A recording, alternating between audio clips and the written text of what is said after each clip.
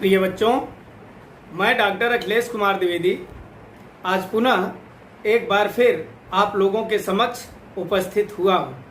आज का हमारा नया प्रकरण, नया विषय है अयोध्या सिंह उपाध्याय हरिऔध। कक्षा 12 के विद्यार्थियों के लिए मैं आज अयोध्या सिंह उपाध्याय हरिऔध के द्वारा रचित कविता पवन दूतिका को लेकर के उपस्थित हुआ हूं। तो प्यारे बच्चों, आइए हम ये चाहते हैं कि उनकी कविता को पढ़ने से पहले उनके संक्षिप्त जीवन परिचय पर एक नजर डाल ली जाए।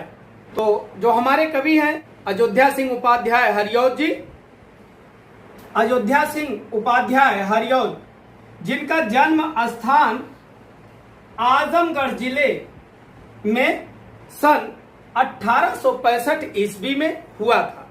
फारसी भाषा में इन्होंने अपनी प्रारंभिक शिक्षा ली। तदंतर इसके पश्चात ये अंग्रेजी पढ़ने के लिए वाराणसी के क्वींस कॉलेज में प्रवेश लिए, परंतु अस्वस्थता के कारण ये वाराणसी के क्वींस कॉलेज में अपनी पढ़ाई आगे की पूरी नहीं कर सके, परंतु स्व अध्याय से ही इन्होंने फारसी, हिंदी, अंग्रेजी तथा संस्कृत भाषा पर समान रूप से अधिकार प्राप्त कर लिया। तत्पश्चात ये 20 वर्ष तक कानून गो के पद पर सेवा करते रहे।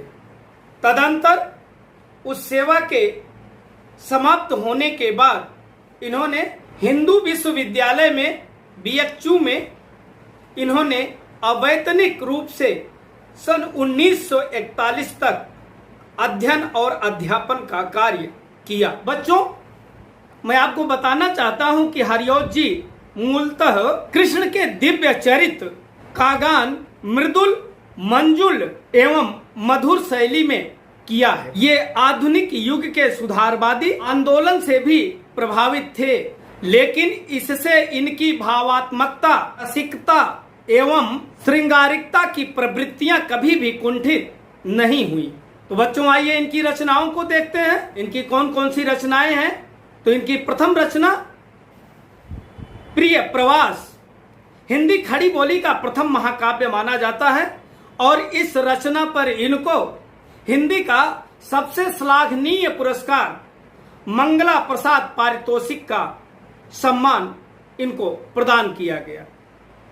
इसके बाद की इनकी रचनाएं रस कलश, वैदेही वनवास, चोखे चौपदे इत्यादि हैं। अयोध्या सिंह उपाध्याय जी की जो भाषा शैली है वो प्रायः एक जैसी नहीं दिखती है।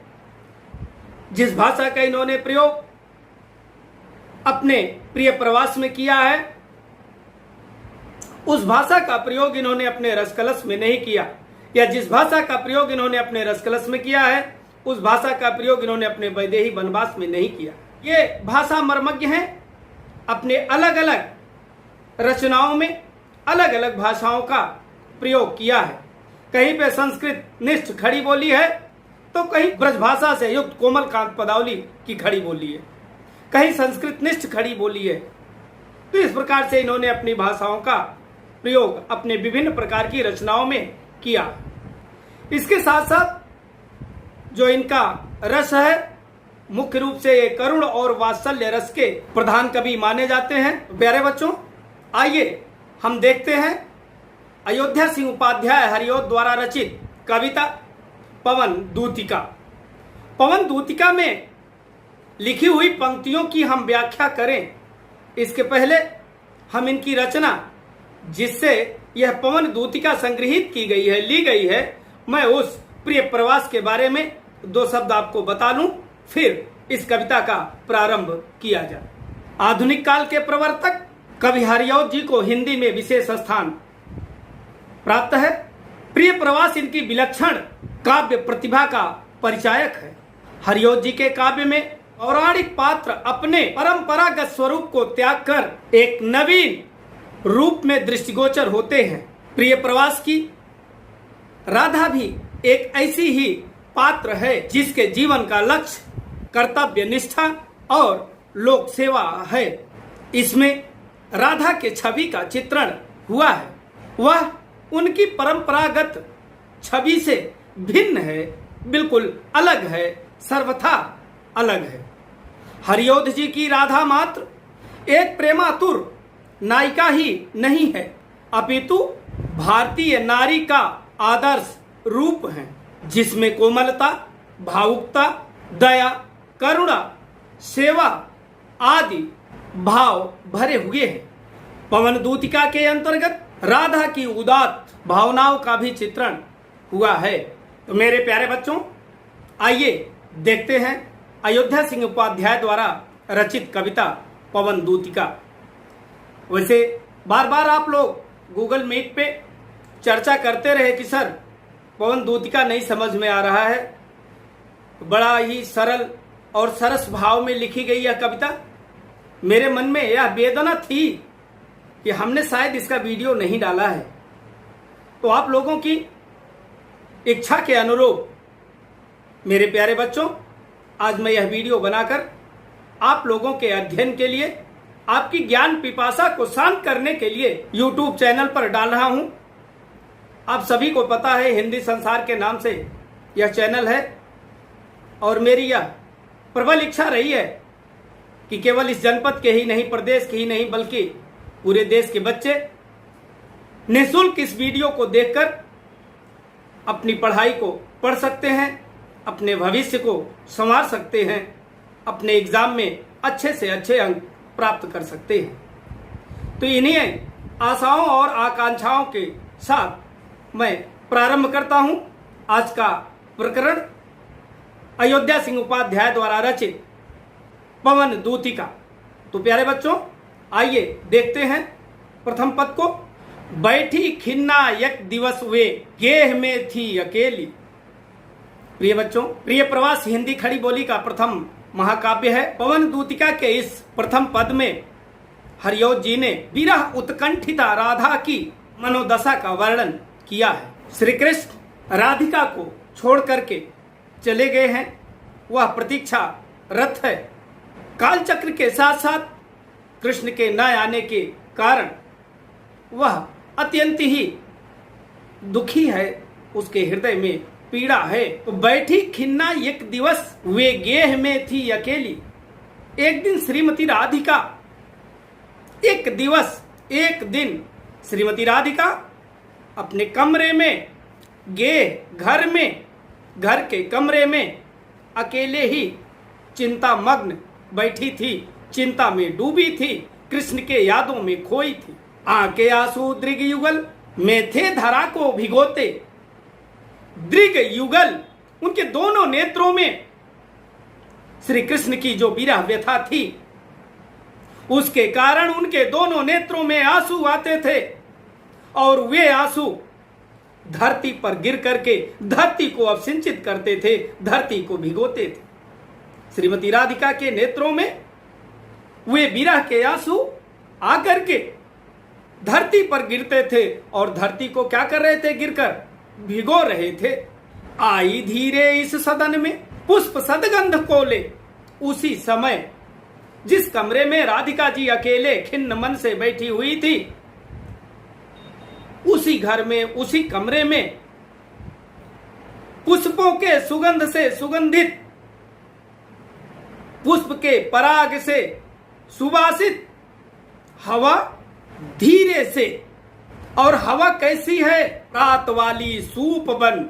इसी काल बातायनों से, इसी काल, उसी क्षण, बातायनों माने खिड़की से। जिस समय श्रीमती राधिका अपने घर के कमरे में अकेले एकांत में चिंता मग्न श्री कृष्ण के चिंता में डूबी हुई थी, और उनके विरह के दुख से विह्वल हो रही थी, और उनके नेत्रों में आंसू आकर के धरती पर गिर रहे थे और धरती को भिगो रहे थे। उसी समय, उसी काल, प्रातः काल वाली सुउपवन, प्रातः काल वाली शीतल मंद सुगंधित मलयज पर्वत से आने वाली हवा उनके कमरे में प्रवेश की। कैसे प्रवेश की? वातायनों से, खिड़की के माध्यम से, झरोखे के माध्यम से वह हवा आकर के श्रीमती राधिका के कमरे में क्या किया? प्रवेश किया। प्रिय बच्चों, दूसरे पद को देखें। संतापों को विपुल बढ़ता देख देख के दुखिता हो। वह हवा जो वातायनों के माध्यम से आई थी, वह भी श्रीमती राधिका के विरह वियोग के संताप को, पीड़ा को देख करके दुखी हो जाती है, जबकि वह पराग के सुबास से सुबासित पुष्पों के सुगंध को लेकर के प्रातःकालीन की मलयज पर्वत से आने वाली शीतल मंद सुगंधित वायु थी।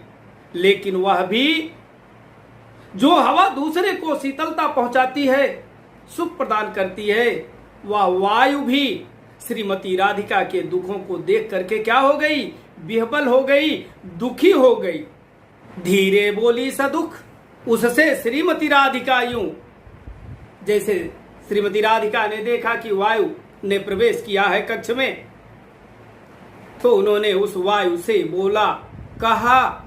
कैसे कहा? सदुख, दुखी होते हुए कहा क्या? प्यारी प्रातः पवन इतना क्यों मुझे है सताती। श्रीमती राधिका जी ने उससे उसको उपालंब दिया कि यह प्रातःकालीन चलने वाली शीतल मंद सुगंधित वायु तू आकर के मेरी वेदना को और क्यों बढ़ा रही है? मैं तो पहले से ही श्री कृष्ण के वियोग में झुलस रही हूं, उनकी वेदना के ताप में जल रही हूं। ऐसे वक्त में आकर के तुम मेरी वेदना को, मेरी पीड़ा को और क्यों बढ़ा रही हो? क्या तू भी है कलुषित हुई काल की क्रूरता से? श्रीमती राधिका उस वायु से पूछती है कि यह वायु, क्या तू भी काल चक्र के प्रभाव से प्रभावित हो गई है? तेरी भी भावना कलुषित हो गई है? तेरा भी मन दूषित हो गया है, जो मेरे दुख में तू मेरे संताप को और आकर के बढ़ा रही है? प्रिय बच्चों, तीसरे पद को देखते हैं। इतने के बाद श्रीमती राधिका जी ने कहा कि जब तू आई गई है यहां तक, तो ऐसा कर कि मेरे संदेशे को ले जाकर के मेरे प्रिय श्री कृष्ण तक क्या कर? पहुंचा दे। मैं बच्चों आपको बार बार बताता हूं कि प्राचीन काल में हमारे यहाँ टेलीफोन तार, टेलीग्राम या मोबाइल का सिस्टम नहीं था। पहले लोग इसी तरीके से वायु को दूती बना के भेजते थे, कौवे को बना के भेजते थे, तोते को बना करके भेजते थे। ये प्राचीन परंपरा है। विद्यापत 1426 ईस्वी के आसपास उन्होंने कहा, पीऊ से कहे सदेशड़ा हे भौरा हे काग, सोधनी विरह में जरी मुई तेह के धुआं हम लाग। वह नागमती रानी अपने वियोग में पीड़ित है और कौवे को कहती है कि हे कौवे, तू जा करके राजा रत्नसेन सिंह को यह संदेश दे देना कि तेरी वियोग की आग में तेरी पत्नी नागमती जल करके मर गई। तो राजा विश्वास नहीं करेंगे कि वो मर गई। फिर क्या कहना तुम कि हे राजा, देखो जिस रास्ते से मैं आ रहा था उसकी चिता जल रही थी, और उसकी चिता से निकलने वाले धुएं से मेरे रंग को देखो, मैं काला हो गया हूं। यह प्रत्यक्ष प्रमाण है। तो ये पहले प्राचीन परंपराएं यही थी। दूत के रूप में कौवे को, पंछियों को, तोते को भेजा जाता था। यही नहीं, अभी मैं समझता हूं कि आज के 20-25 साल पहले एक गाना बहुत तेजी से गूंज रहा था चारों तरफ सबकी कानों में, जा जा जा कबूतर जा, मेरे पहले प्यार की पहली चिट्ठी साजन को दे आ। तो कबूतर से, कौवे से और इन तमाम भौरे से, इन सबसे संदेश कहा जाता था। तो उसी क्रम में श्रीमती राधिका जी ने भी यहाँ पे वायु को दूती बनाया है और उससे अपनी व्यथा को पहुंचाने के लिए निवेदन करती है कि तू यहां से जाना और मेरे प्रिय श्री कृष्ण को मेरी व्यथा को सुना देना। इसी क्रम में आगे हम देखते हैं बच्चों अगले पद को। मेरे प्यारे नौ जलद से कंज से नेत्र वाले, वो कहती है कि ये पवन दूती, तू जाएगी तो मेरे प्रिय को, मेरे श्री कृष्ण को पहचानेगी कैसे? तो मैं उनकी तुम्हें पहचान बताती हूँ। मेरे प्रिय हैं कैसे? नौ जलद से, नवीन जल भरे हुए बादल के टुकड़े के समान। कंज से नेत्र वाले, और उनके नेत्र कैसे हैं? खिले हुए नील कमल के समान उनके सुंदर नेत्र है। और वे स्वयं कैसे हैं? नवीन जल भरे हुए बादल के टुकड़े के समान कांतिमान उनकी शरीर है। और उनके उस शरीर में जो उनका नेत्र है वह कैसा है? खिले हुए नील कमल के समान सुंदर उनका नेत्र है। मुंह माना न होना। राधिका अंत में फिर पवन दूती से निवेदन करती है कि है पवन दूती, तुझे आना भी इसी वृंदावन से है और जाना भी इसी वृंदावन से है। आते और जाते समय दोनों समय में सरस पुष्पों से युक्त, सुगंधों से युक्त बहुत सारे वृक्ष, बहुत सारी सौंदर्यशाली लताएं मिलेंगी और वे तुझे अपनी ओर बरबस मोहित करना चाहेंगी, लेकिन तुझे वहां मोहित नहीं होना है, वहां तुझे रुकना नहीं है। क्यों? क्योंकि मेरे संदेशे को मेरे श्री कृष्ण के पास तुझे क्या करना है? पहुंचाना है। आगे फिर राधिका जी पवन दूती को संकेत संकेत में बताती हैं, जाते जाते अगर पथ में क्लांत कोई दिखावे। राधिका जी देखिए, यहाँ पे निस्वार्थ सेवा भाव है, उदात्त चरित्र, उदार भाव यहाँ दिखाई देता है। अब तक तो उन्होंने कहा कि तुम्हें बीच में कहीं रुकना नहीं है, कहीं आराम नहीं करना है, कहीं मोहित होना नहीं है, लेकिन अब समाज सेविका का रूप सामने प्रदर्शित हो रहा है, उभर करके आ रहा है। वह क्या है? जाते जाते अगर पथ में क्लांत कोई दिखावे। श्रीमती राधिका पवन दूती से कहती हैं कि ये पवन दूती, जाते समय अगर तुझे कोई क्लांत, कोई थका हुआ व्यक्ति रास्ते में दिख जावे तो जाके उसके सन्निकट उसकी क्लांतियों को मिटाना। कितना बढ़िया उदात्त भाव है। श्रीमती राधिका कहती हैं कि अगर तुझे कोई दुखी व्यक्ति रास्ते में मिल जाए तो उसके समीप जाना और उसके समीप जा करके उसकी सारी थकान को, उसकी सारी पीड़ा को क्या करना? दूर कर देना। कैसे दूर कर देना? धीरे धीरे परस करके गात के उत्ताप को खोना। धीरे धीरे सनई सनई उसके समीप पहुंचना और उसके शरीर के ताप को अपनी शीतलता से दूर कर देना, नष्ट कर देना, उसकी थकान को समाप्त कर देना और सदगंधों से श्रमित जनों को हर्षितों सा बनाना। और कहती कि अपने सदगंध से आए प्रातः काल की शीतल मंद सुगंधित वायु, मलयज पर्वत से चलने वाली शीतल मंद सुगंधित वायु, तू श्रमितों को, जो श्रमित हैं, जो थके हुए हैं, जो कामगार हैं, जो किसान हैं, जो काम करते करते थक गए हैं, पसीना से तरबतर हो गए हैं, तुम उनके समीप जाना और उनको धीरे से स्पर्श करना, उनकी क्लांति को मिटा देना, उनकी थकान को दूर कर देना और अपने सदगंधों से, अपने सुवासित पराग से उन सबको हर्षितों सा बनाना, सुखी जन के समान उनको भी कर देना। ये है राधिका का समाज सेवी रूप। मेरे प्यारे बच्चों, भारत के उज्जवल भविष्य, आप सबकी डिमांड पर मैंने ये वीडियो बनाया और इस वीडियो में मैंने अयोध्या सिंह उपाध्याय हरिओत जी के संक्षिप्त जीवन परिचय को बताने का प्रयास किया। साथ साथ मैंने पवन दूतिका, उनके द्वारा रचित पवन दूतिका पाठ से 6 पदों को पढ़ाने और समझाने का प्रयास किया। तो मैं आशा रखता हूं कि आप लोग निश्चित रूप से इस वीडियो को देख करके लाभान्वित होंगे। अगला वीडियो शीघ्र ही मैं आप सबके बीच में फिर लेकर के एक नए विषय, एक नए प्रकरण के साथ उपस्थित हूँ। तब तक के लिए धन्यवाद। प्रिय बच्चों, स्वस्थ रहो, मस्त रहो, व्यस्त रहो और पठन पाठन में मन दिमाग सब लगाए रखो। धन्यवाद।